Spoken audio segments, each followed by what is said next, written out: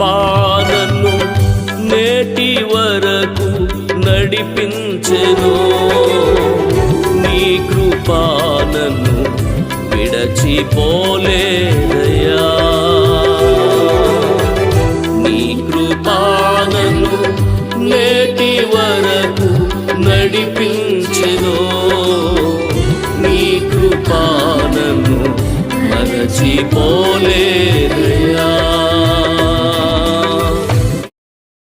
మహాగణుడు మన రక్షకుడు మన ప్రభువైన యేసుక్రీస్తు వారి ప్రశస్తమైన నామములో ప్రతి ఒక్కరికి మా హృదయపూర్వకమైన వందనాలు తెలియజేస్తున్నాను. దేవుడు తన కనికరాన్ని బట్టి, కృపను బట్టి ఆయన మనలను కాపాడి బలపరిచి సురక్షితమైన రెక్కలలో నీడలో ఆయన మనల్ని దాచిన దాన్ని బట్టి ఆయనకే ఘనత, మహిమ, ప్రభావాలు చెల్లునుగాక. ఈ శ్రేష్టమైనటువంటి సమయంలో దేవుని వాక్యాన్ని మనం ధ్యానం చేసుకుందాం. పరిశుద్ధ గ్రంథంలో నుంచి రోమీయులకు రాసిన పత్రిక 12వ అధ్యాయము 1వ వచనాన్ని మనం చదువుదాం. రోమీయులకు రాసిన పత్రిక 12వ అధ్యాయము 1వ వచనం. కాబట్టి సహోదరులారా, పరిశుద్ధమును దేవునికి అనుకూలమైన సజీవ యాగముగా మీ శరీరములను ఆయనకు సమర్పించుకొనుడని దేవుని వాత్సల్యమును బట్టి మిమ్మును బతిమాలుకొనుచున్నాను. ఇట్టి సేవ మీకు యుక్తమై ఉన్నది. ఇట్టి సేవ మీకు యుక్తమైనది. మీరు ఈ లోక మర్యాదను అనుసరింపక ఉత్తమమును అనుకూలమును సంపూర్ణమైనయున్న దేవుని చిత్తమేదో పరీక్షించి తెలుసుకున్నట్లు మీ మనసు మారి నూతన మగుట వలన రూపాంతరము పొందుడి. చూడండి, చదవబడిన ఈ లేఖనాలలో మనం గమనిస్తే కనుక దేవుడు చెప్తున్న మాట, కాబట్టి పరిశుద్ధమును దేవునికి అనుకూలమై ఉన్న సజీవ యాగముగా మీ శరీరములను ఆయనకు సమర్పణ చేయండి. సజీవ యాగముగా మీ శరీరాలను ఆయనకు సమర్పణ చేయండి అని మాట్లాడుతున్నాడు. ప్రియులరా, పరిశుద్ధము దేవునికి అనుకూలమైన సజీవ యాగముగా మీ శరీరాలను ఆయనకు సమర్పణ చేసుకునండి. సజీవ యాగము అని అంటే దేవుని యందు విశ్వాసం ఉంచిన నీ బ్రతుకులో, దేవుని యందు నమ్మకం ఉంచిన నీ జీవితంలో సజీవ యాగము అనంటే నిన్ను నీవు దేవునికి సమర్పణ చేసుకోవాలి. నిన్ను నీవు దేవునికి ప్రతిష్ఠ చేసుకోవాలి. నీ శరీరము మీద నీ శరీరములో దేవునికి వ్యతిరేకమైనది ఏది నీ బ్రతుకులో ఉండకూడదు. నీ శరీరాన్ని, నీ జీవితాన్ని పరిశుద్ధమైనదిగా దేవునికి సజీవ యాగముగా ఆయనకు సమర్పణ చేయాలి. ఇట్టి సేవ దేవునికి యుక్తమైనదని దేవుని వాక్యం సెలవిస్తుంది. ఇక్కడ మనం ఆలోచన చేస్తే, మీ శరీరములను ఆయనకు సమర్పణ చేసుకునండి. దేవుని వాత్సల్యమును బట్టి మిమ్మును బతిమాలుకొనుచున్నాను. ఇట్టి సేవ మీకు యుక్తమై ఉన్నది. మీ శరీరములను ఆయనకు సమర్పణ చేయండి. ఎలాగా అనంటే దేవునికి అనుకూలమైన సజీవ యాగముగా, దేవునికి అనుకూలమైన సజీవ యాగముగా మీ శరీరములను ఆయనకు సమర్పణ చేయండి. అంటే ఈ శరీరం మీద దేవుని ఆధిపత్యం ఉండాలి. ఈ రోజున ఈ శరీరాన్ని పాడు చేసుకుంటున్నవారు, నాశనం చేసుకుంటున్నవారు, ప్రియులరా, పాప ఇచ్చలతో, పాప ఆలోచనలతో దేవునికి పరిశుద్ధంగా బ్రతకవలసిన వారు, దేవుని కొరకు పరిశుద్ధతలో నిలవవలసిన వారు ఆ పరిశుద్ధతను పాడు చేసుకుని లోకపరమైనటువంటి పద్ధతులను అనుసరిస్తూ ఈ శరీరం మీద, ఈ శరీరముతో భయంకరమైనటువంటి పాపాన్ని చేస్తూ ఉన్నారు. అందుకే దేవుడు అన్నారు, ఈ దేహము దేవునికి ఆలయమై ఉన్నదని మీరు ఎరగరా? ఎవడైనా ఈ దేహాన్ని పాడు చేస్తే దేవుడు వాణ్ణి పాడు చేస్తాడని దేవుడు ఖచ్చితంగా ఆయన చెప్పాడు. ఈ దేహము దేవునిది. ఇది దేవునికి అనుకూలమైనటువంటి సజీవ యాగం. దేవునికి సమర్పణ చేయవలసినటువంటి యాగం ఇది. ప్రియులరా, అలా కాకుండా నీ జీవితంలో పాప సంబంధమైన ఆ ఇచ్చలతో భయంకరమైనటువంటి ఈ శరీరం మీద యాలనిస్తూ దేవునికి అనుకూలంగా బ్రతుకుతున్నట్లుగానే ఉంటూ ఇంకా ఆశలు కానీ శరీర కోరికలు కానీ ఇంకా లోకపరమైన పరిస్థితులు పద్ధతులు కానీ అవి విడిచిపెట్టకుండా ఉంటే గనుక దేవుడు నీ విషయంలో చాలా బాధపడుతూ ఉన్నాడు. ఇక్కడ ఆయన అంటున్నాడు, మీ శరీరములను ఆయనకు సమర్పణ చేసుకునండి. వాత్సల్యమును బట్టి, దేవుని వాత్సల్యమును బట్టి మిమ్మల్ని బతిమాలుకొనుచున్నాను. ఇట్టి సేవ మీకు యుక్తము. ఎంతమంది దేవునికి మీ హృదయాలు అర్పిస్తున్నారు?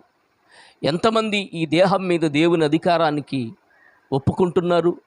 దేవునికి ఈ శరీరాన్ని లేక ఈ దేహాన్ని అర్పిస్తూ దేవుని కొరకు జీవించే వాళ్ళు ఎంతమంది? పరిశుద్ధతను కాపాడుకో. సంసోను జీవితంలో దేవుడిచ్చిన ప్రతిష్టత, దేవుడిచ్చినటువంటి ఆ గొప్ప ఆశీర్వాదం ఏంటినంటే, సంసోను ప్రతిష్ఠుడు, వాగ్దానము చేసినటువంటి వాగ్దాన పుత్రుడు సంసోను. అలాంటి సంసోను జీవితంలో దేవుని కొరకు బ్రతకాలనుకున్నాడు దేవుడు. దేవుని కొరకు, నా కొరకు జీవిస్తాడనుకున్నాడు. కానీ సంసోను భయంకరమైనటువంటి స్త్రీల వ్యామోహములో పడి పాపము చేసి జీవితాన్ని పతనం చేసుకున్నాడు. దేవుడిచ్చిన అభిషేకాన్ని, దేవుడిచ్చిన ప్రతిష్టతను, దేవుడిచ్చిన సమర్పణ, తన కొరకు దేవుడు ఎంత దాచిపెట్టాడో, ఎంత అభిషేకము సంసోనికి దేవుడిచ్చాడో ఆ అభిషేకాన్ని పాడు చేసుకుని భయంకరంగా తన జీవితం జీవించడం జరిగింది. కాబట్టి దేవుడు అంటాడు కదా, నీ విషయంలో కూడా ఒక ప్రణాళిక కొరకు నువ్వు ఆయన చిత్తములో నువ్వు ఉన్నావు. నువ్వు దేవునికి అవసరం, నువ్వు దేవునికి కావాలి. ప్రియులరా, నీ మీద దేవునికి ఒక ప్రణాళిక ఉంది, ఒక చిత్తం ఉంది ఆయనకి నీ విషయంలో. సంసోను పట్ల కూడా దేవునికి ఒక చిత్తం ఉంది. ఫిలిష్తీయుల చేతిలో నుండి ఇశ్రాయేలు ప్రజలను విడిపించాలి అని. కానీ సంసోను ఒక వేశ్య దగ్గరికి వెళ్ళాడు, పాపం చేశాడు, వేశ్య కొరకే జీవితం అన్నట్లుగా బ్రతికాడు.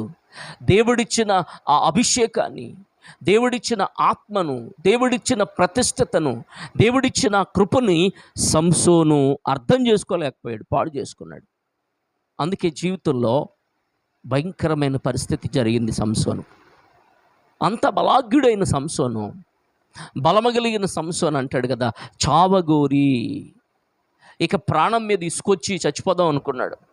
ఈ రోజున నీ జీవితంలో కూడా నువ్వు చేసిన తప్పును బట్టి, నువ్వు చేసినటువంటి పాపాన్ని బట్టి, అరే ఎందుకు వచ్చింది బ్రతుకు, ఎందుకు వచ్చింది జీవితం, ఎందుకు వచ్చింది స్థితి అని చెప్పేసి నీవు కూడా ప్రియులరా ఆ ఆలోచనలో ఉన్నావేమో, ఇక చచ్చిపోతే బాగుంటుంది అనుకుంటున్నావేమో. దేవుడు అంటాడు కదా, నీ పట్ల ఒక ఉద్దేశం ఉంది ఆయనకి. నువ్వు చనిపోవడానికి కాదు, లేక నిన్ను నీవు మరి దేవునికి సమర్పణ చేసుకోవడానికి దేవుడు నిన్ను సృష్టించాడు.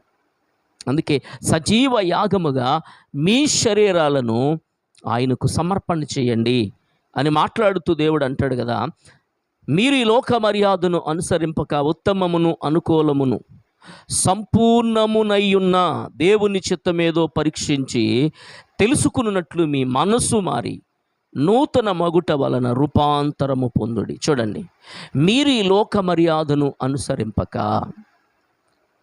మీరు ఈ లోక మర్యాదను అనుసరింపక ఉత్తమము అనుకూలమును సంపూర్ణమయ్యున్న దేవుని చిత్తమేదో పరీక్షించి.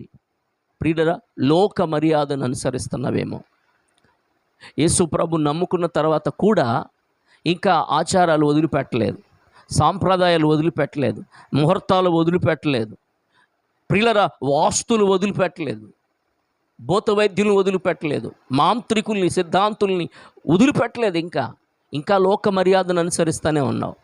ఇక లోక మర్యాదలు అనుసరిస్తూనే క్రీస్తు నమ్ముకున్న తర్వాత, బాప్తిసం పొందిన తర్వాత, రక్షింపబడిన తర్వాత కూడా ఇదే జీవితం అయితే నువ్వు పరలోకం వెళ్ళవంతే. ఏం భక్తి నీది, ఏ విశ్వాసం నీది? క్రీస్తును కలిగిన తర్వాత నీ విశ్వాస జీవితం ముందుకు వెళ్ళాలి తప్ప మరలా లోకం వైపుకి లోతు బారి అలాగ చూడకూడదు. దేవుడు అన్నాడు, ముందుకు సాగిపోండి, వెనక్కి చూడొద్దు అన్నాడు. కానీ లోతు భార్య ఆ ఇల్లు చూసింది, ఇంట్లో ఉన్న వస్తువులు చూసింది, మనసులోకి వచ్చేసింది, వెంటనే వెనక్కి తిరిగింది. అలాగా తిరిగిన వెంటనే ఉప్పు స్తంభం అయిపోయింది. దేవుని మాటకు కట్టుబడి లేదు, దేవుని మాటను లెక్క చేయలేదు. అందుకే నేటికి కూడా ఆ ఉప్పు స్తంభం అక్కడే ఉంది.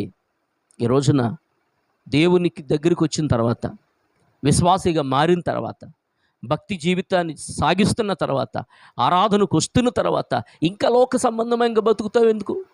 ఇంకా లోక పద్ధతులను అనుసరిస్తావు ఎందుకు? ఇక ఎందుకు జీవితం? ఇక లోకంలోకి పోతాం. లోకంలోకి వెళ్ళి ఆ లోక సంబంధమైన మరలా ప్రతికి ఏ విధంగా బతికావో అలాగే బతికేసే. ఇంకా ఎందుకు యేసుప్రభువుని నమ్ముకోవడం? కాబట్టి జాగ్రత్త. దేవుడు అంటాడు కదా, లోక మర్యాదను అనుసరించొద్దు. దేవుని చిత్త ప్రకారంగా, దేవునికి ఇష్ట ప్రకారంగా నీ బ్రతుకులో నువ్వు ఉంటేనే ఆశీర్వాదం, దీవెన. కాబట్టి లోక సంబంధమైన ఆచారాల వైపుకి కానీ, లోక సంబంధమైన పద్ధతుల వైపుకి కానీ నీ బ్రతుకు వెళ్ళకూడదని దేవుడు కోరుతున్నాడు.